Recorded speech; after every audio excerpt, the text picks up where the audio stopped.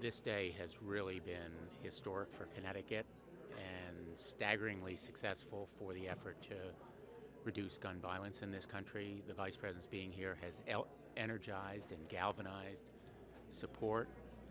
As he said, the American people are with us. We know it from the polls, but even more tellingly and powerfully from the reaction all around Connecticut that we see and hear from our constituents in this room and all around Connecticut. And the Vice President demonstrates what we've seen at the highest levels from the federal government, an absolute riveting, unstinting commitment to reducing gun violence in this country.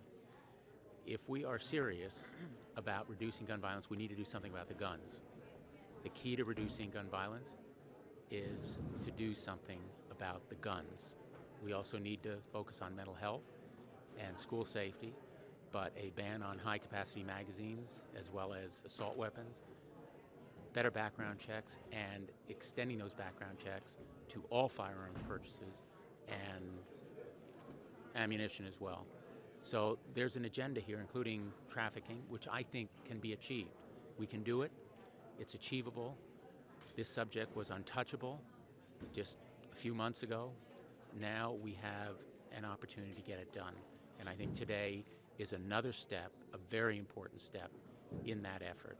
And the more we can do, the more sustained our effort, seizing this opportunity, making sure that Newtown is a call to action and that it leads to specific steps, not just more talk or rhetoric, but an action for change at the national level, because Connecticut, as courageous and important as the steps will be, and Governor Malloy outlined some of them, can't do it alone. Connecticut's borders are porous.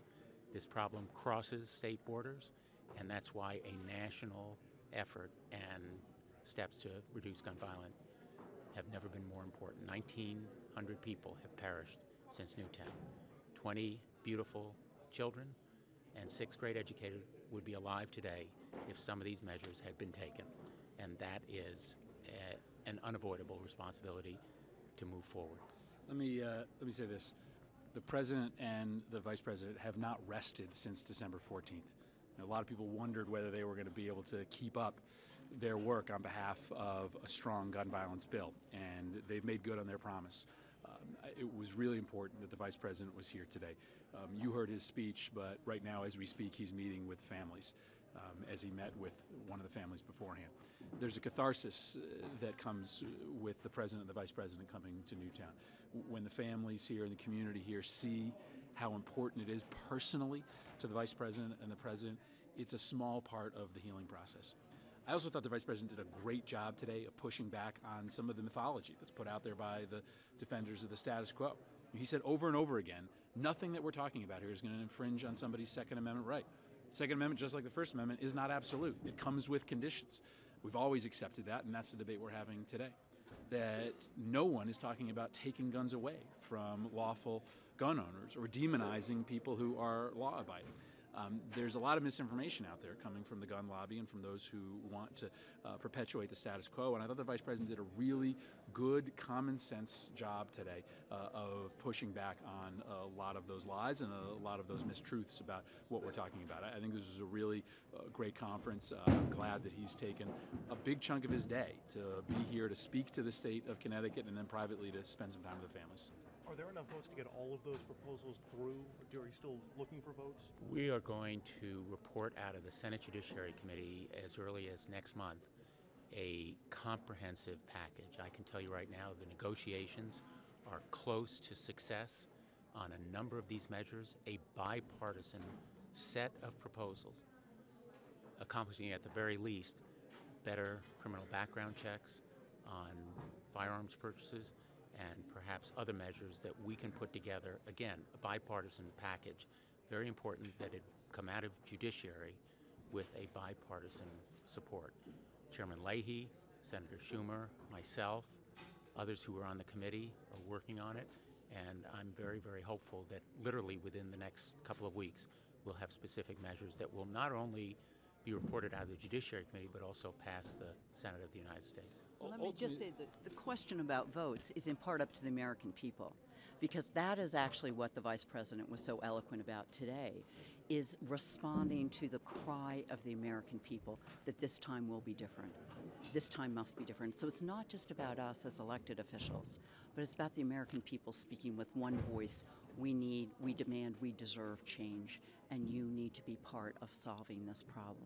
And that is why he stands so strongly and galvanized by these families who say, you must do something. It must be better. It can be better. We will make it better. And that is a charge to all of us, elected or not, in our communities, with supporting leaders who are leading this charge and making sure this time will be different. Jim, did you want to? Well, it's worth re-emphasizing the point that Senator Murphy made, which is this is a debate that has been characterized by anger, by emotion, and by falsehood.